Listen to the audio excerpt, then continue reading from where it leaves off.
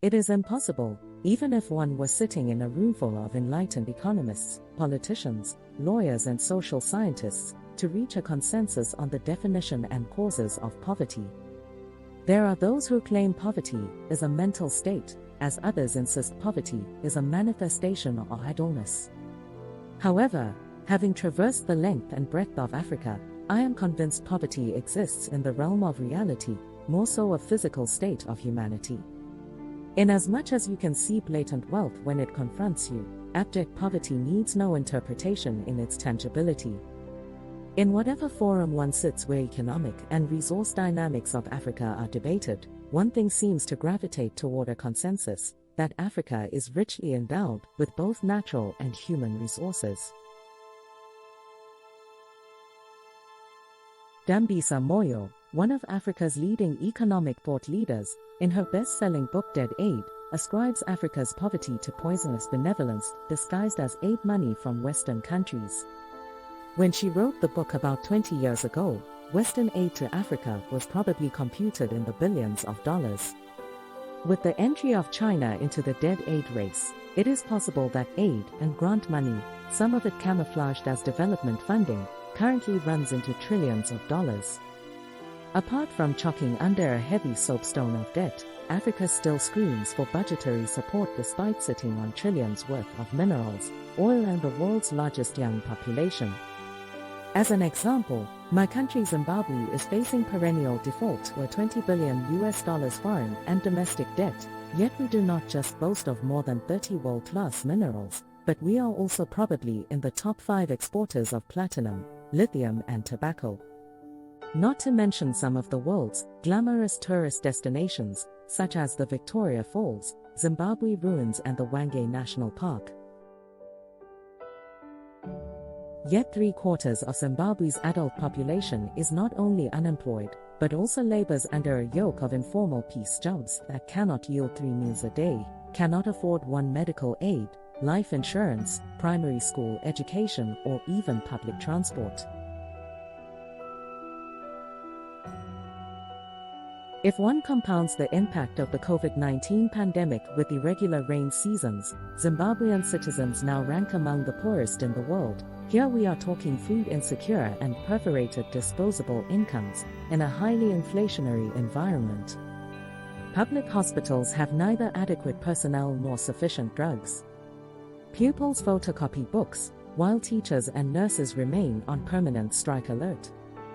Food prices and the cost of living are driven by an expensive US dollar competing against dysfunctional local Zimbabwe dollar currency policy. It is impossible to fathom how a country not at conventional war, except with its own people, can have millions of poor citizens. This takes me to one conclusion: Africa suffers from bad political governance, corruption and arrogant leaders who consider power as entitlement. In real terms, bad national governance and manipulative electoral processes ultimately result in poverty. However, do not rule out Richard Orty's resource curse or theory of the paradox of plenty. Perhaps Moyo is correct that Africa does not require aid, but her theory has been trashed by icons such as Bill Gates and Bob Geldof, who insist the civilized world cannot stand in awe as fellow humans in Ethiopia, South Sudan and the Democratic Republic of Congo, DRC, suffer. But why are we Africans always quick to resolve conflicts with AK-47s? Who really benefits from the wars in the DRC, Mali, Cameroon, Ethiopia and South Sudan? If you follow the perennial conflicts in northeastern DRC closely, you will concur that both Uganda and Rwanda want to have a say in how that country's resources are distributed. The AU and its surrogate regional bodies, such as the Southern African Development Corporation, seem powerless to resolve these crises. The quest for self-determination in South Cameroon and Ethiopia's Tigray region is another way of causing poverty. Why? Because governments divert crucial, scarce resources to unbudgeted military expenditure. Today, I also want to set the record straight. There are those whom I term pseudo-Pan-Africanists, who will inevitably point fingers at Western imperialism, neoliberalism, and white capitalist interests as the only drivers of African poverty. I disagree because this holier-than-thou theory ignores introspective self-responsibility. If Africa reorganized its governance and production systems on the basis of market freedom, property rights, the rule of law and constitutionalism, the continent would be able to push back any exogenous factors that militate against sustainable resource mobilization.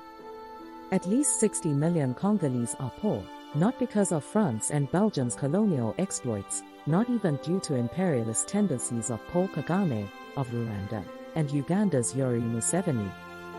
They are poor because of bad, corrupt, self-centered governance in Kinshasa. Until we Africans learn to run free and fair elections that eliminate post-electoral disputes, until we Africans adopt free market policies that encourage productive value addition of our resources, will we remain paralyzed in foreign debt and intractable poverty. Billions of dollars meant for development are spirited out of the public purse in South Africa and Zimbabwe via opaque and corrupt deals. Our governments are grossly unaccountable, corrupt and clueless in matters of liberal governance presided over by partisan, one-sided parliaments. Until we as Africans change our ways, we shall forever remain objects of pity, targets for aid and candidates of exploitative Chinese mega deals whose interest is taking